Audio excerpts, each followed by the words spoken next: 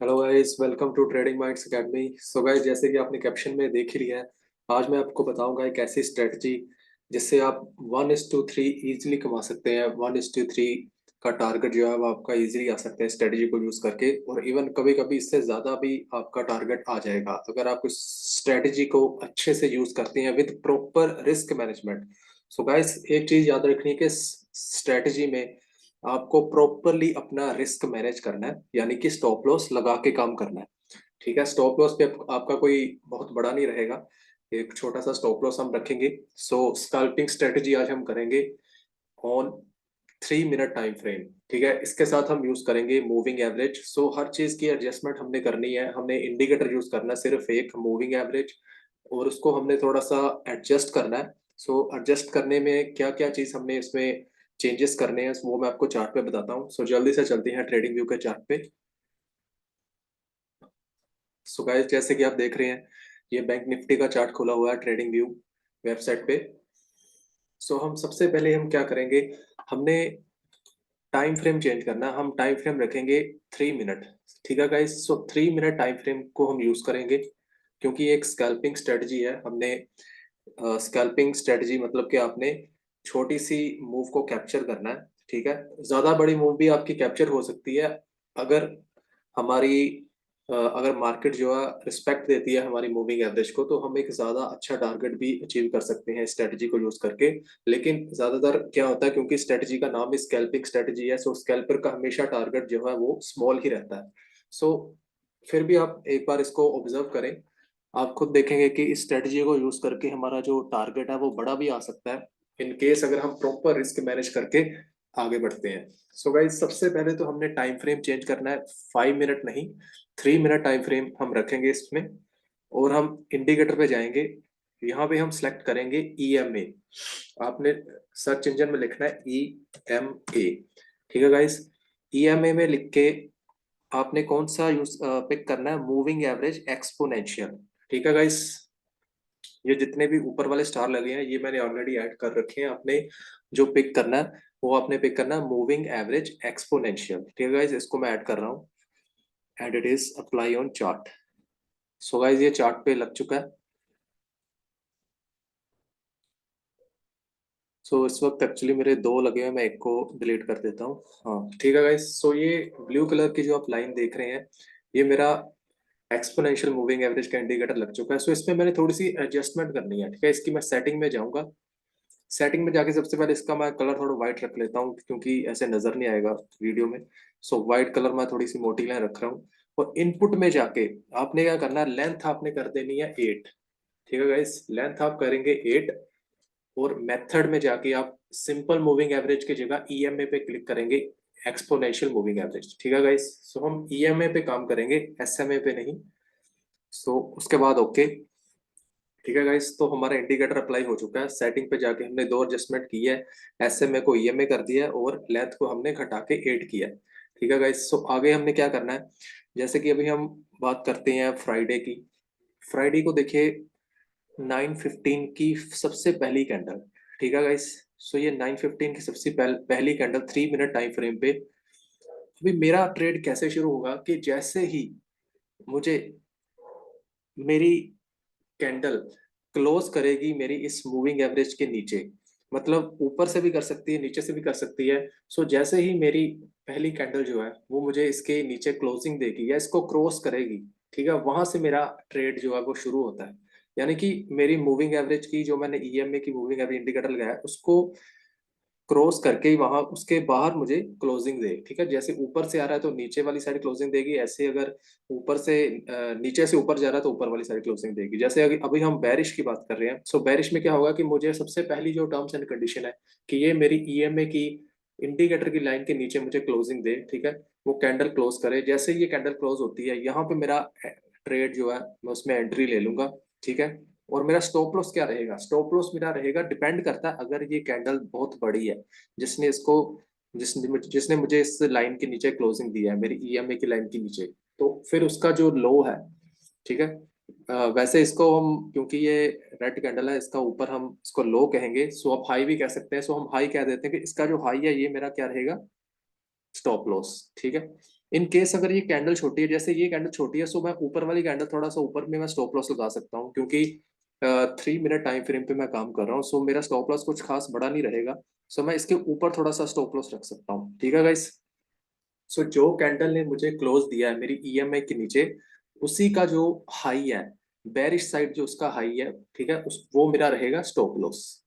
ठीक है, डिपेंड करता है, अगर कैंडल इस बड़ी है तो फिर तो मेरी वही कैंडल स्टॉप लॉस रहेगी। इन केस अगर कैंडल मेरी छोटी है, जैसे ये कैंडल छोटी है, तो इसके ऊपर थोड़ा सा मैं स्टॉप लॉस एडजस्ट अपना कर सकता हूँ। ठीक है, उसके बाद गाइस देखिए, जैसे ही मैं इस कैंडल के बाद एंट्री लेता हूँ, थोड़ा सा ट्रेड जो है वो रिवर्सल दिखाता है। दो कैंडल जो है वो ग्रीन कैंडल्स बनती है, लेकिन वो इतनी स्ट्रॉन्ग कैंडल नहीं है, क्योंकि मूविंग एवरेज को हमें मूविंग एवरेज के अकॉर्डिंग हमने एंट्री ली है। सो तो गाइस उसके बाद देखिए कैसे मार्केट नीचे ही बह रही है। मेरा स्टॉप लॉस खड़ा है यहाँ पे। ठीक है गाइस, सो मेरा स्टॉप लॉस 39,438 पे खड़ा है, लेकिन मार्केट उसके बाद बैक आई नहीं, नीचे नीचे बह रही है देखो। उसके बाद मार्केट ने नीचे ही गई है, सो मेरा एक अच्छा खासा प्रॉफिट बना है। सो गाइस अगर मैं स्टॉप सपोर्ट एंड रेजिस्टेंस की लाइंस लगाऊं, जो मेरी ऑलरेडी इसमें लगी हुई है, मैंने हाइड की हुई है, तो मेरा पहला टारगेट तो यहीं पे ही मैं रख सकता हूँ। ठीक है, क्योंकि टारगेट आप कोशिश कीजिए कि टारगेट आपने एज पर सपोर्ट एंड रेजिस्टेंस को फॉलो करना है, एज सर थ्योरी को आपने फॉलो करना है। सो जहां पर भी आपका नेक्स्ट सपोर्ट या रेजिस्टेंस रहेगा, वही आपका पहला टारगेट होगा। सो पहला टारगेट तो मेरा यहाँ पे ही अचीव हो गया, क्योंकि एक मेजर सपोर्ट जोन था। अगर मैं आगे भी कंटिन्यू चाहूँ तो कर सकता हूँ, क्योंकि मेरी एंट्री तो यहाँ पे हुई पड़ी है। सो मेरा प्रॉफिट तो कम होगा, लेकिन लॉस में कन्वर्ट नहीं होगा। ठीक है गाइस, सो मार्केट, क्योंकि जब जब तक मार्केट यहाँ से अच्छा मुझे रिवर्सल देके यहाँ तक नहीं आती, तब तक मेरा कोई लॉस नहीं है, सिर्फ मेरा प्रॉफिट थोड़ा सा कम होगा। ठीक है गाइस, सो अगर मैं जाने देता हूँ तो देखो कितना अच्छा प्रॉफिट आया। उसके बाद मार्केट ने एक ट्रेंड फॉलो किया।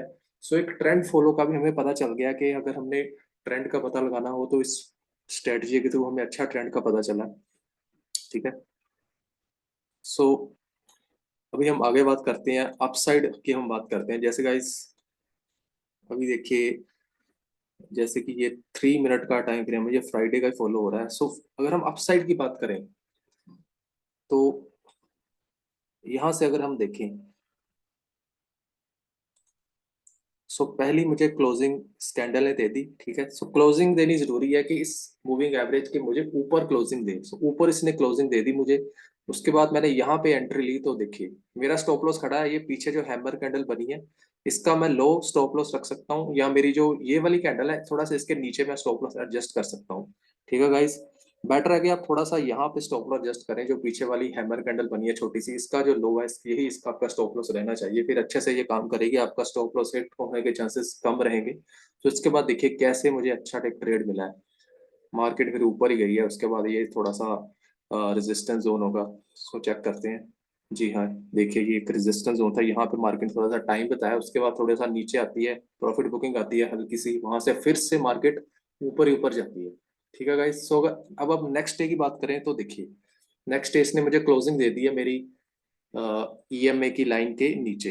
अब यहाँ से मेरा ट्रेड एग्जीक्यूट हो सकता है, और इस ये कैंडल क्योंकि बहुत बड़ी है, सो इसका जो हाई है ये मेरा स्टॉप लॉस रहेगा। ठीक है गाइस, सो यहाँ पे मैं अपना स्टॉप लॉस एडजस्ट करूंगा, क्योंकि स्टॉप लॉस मेरा एक रेजिस्टेंस जोन के साथ भी है। सो ऊपर रेजिस्टेंस की मैंने लाइन भी लगा रखी है, सो ये मेरा एक अच्छा स्टॉप लॉस रहेगा।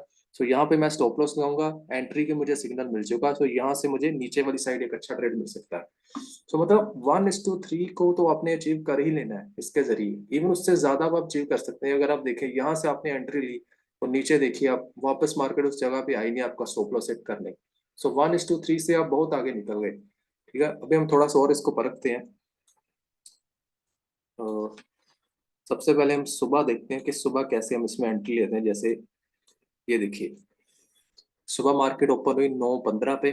ठीक है, सो यहाँ पे तो मार्केट नीचे वाली साइड्स ने मुझे ऑलरेडी क्लोजिंग दे दी है, लेकिन शुरू शुरू में आपने थोड़ा अवॉइड करना कि ऐसे क्लोजिंग नहीं चाहिए मुझे, क्योंकि ये तो बहुत बड़ी क्लोजिंग है ना, नीचे उसने क्लोजिंग क्लोजिंग क्या, वो तो हमारी ईएमए की लाइन को और भी नीचे, उससे भी नीचे चलेगी है। सो इसको हमें थोड़ा इग्नोर करना पड़ेगा।